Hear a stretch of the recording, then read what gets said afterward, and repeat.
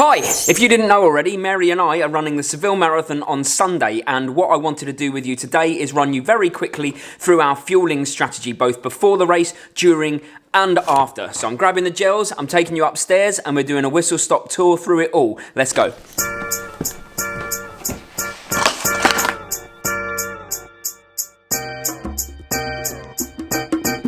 Alright, first things first, before the race, chill. Don't worry, you've got this. I would suggest not changing your diet in the lead up to it, unless you are an experienced marathon runner who knows what they're doing, but I just eat plenty of carbs anyway in the lead up. My diet is pretty carb heavy.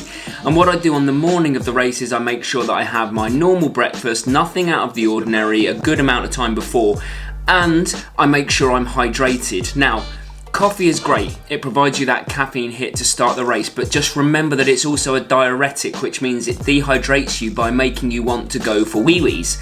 So what I tend to also do as well as the coffee is I drink plenty of water with electrolyte tablets. The Cis products are great, I found they work for me. I steer clear of the energy drinks, so I don't go for energy drinks just then because you already have enough carbohydrate at that point. I tend to just make sure my electrolyte balance is right and that I'm needing the toilet throughout the morning, because if I don't need a wee, then something's gone wrong. I'm not hydrated enough to start with. Then I'm good to go.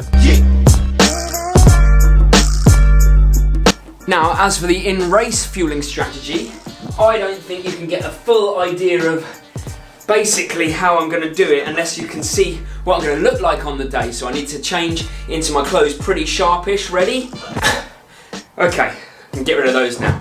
Now, as you can see, this is what I'm hoping to wear on the day as long as the weather is kind to me, but it is literally a vest and some compression shorts, compression socks down here. So how am I carrying my fuel around with me, and what fuel am I taking? That's the simple part. My strategy is very easy, same as Mary's. What we aim to do, bear with me 1 second, is we aim to take a gel which is mixed in with water every 30 minutes of the race. Now, you could be saying, oh, that's quite excessive, a gel every 30 minutes. Well, it's not really. When you're running a marathon and your muscles are going through such trauma, it's actually good to get ahead of any feelings of fatigue or hunger or thirst. And if you can do one gel every around 30 minutes, maybe up to 40, depending on the pace that you're expecting to run and the overall time that you're expecting to finish in, then I think that a gel will stop most of the feelings of hitting the wall later on in the marathon, or most of those feelings of hunger and thirst. And how do we carry those? I have a flip belt here. Okay, so this belt can fit comfortably 6 to 7 gels, as well as my GoPro in it, that I can run around the course in quite comfortably. Sometimes it slips up here a bit, but to be honest with you, it stayed in place all of the London Marathon, so I was happy with it. Now, if you calculate that, that is one of these every 30 minutes should, for me, have 6 or 7 gels. I might take one before the race as well.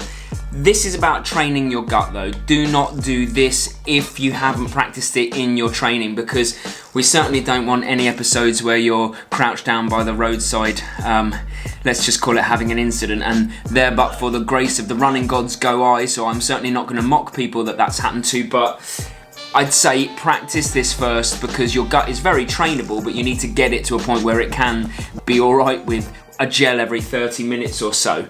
And one final tip that I'm going to share with you that I learned in my ultramarathon is, after 30 kilometers, I tend to take a paracetamol or two, and I have them again in the flip belt in the front where the GoPro is. I tend to take paracetamol with caffeine in it, because it then kills the pain that you're experiencing, because you're going to be in pain. It's manageable, but it is pain. And also it gives you that caffeine boost, because the coffee that you'd have had or the caffeine that you'd have had before the race would have probably worn off by then. But again, that is something you've got to practice in training. Don't just go to it on the day. All of these things I've tried in training and races, and they're tips for you to take away and maybe practice first. Don't just go into a marathon and go, yeah, Ben said do this or do that. In terms of hydration while I'm out on the course, I'm just grabbing a drink of water whenever I get to an aid station. Nothing major. I'm not taking water with me because A, these gels are mixed with water, so there's a little bit there, and I'm trying to be sufficiently hydrated before I start the race, and then all it is really just keeping it a little bit topped up.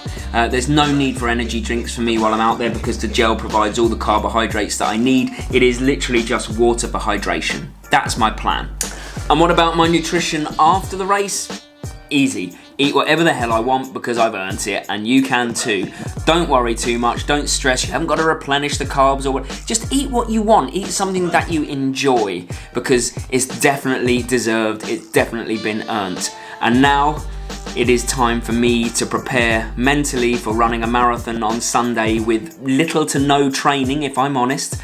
And also we have Mary's experience coming up of her first marathon, and we couldn't be more excited. So we hope that you'll stay with us on the journey, and of course we'll be taking the GoPros out with us and vlogging most of the way, as long as we're not in ridiculous amounts of pain. Right, see you Sunday, hope it helped, bye!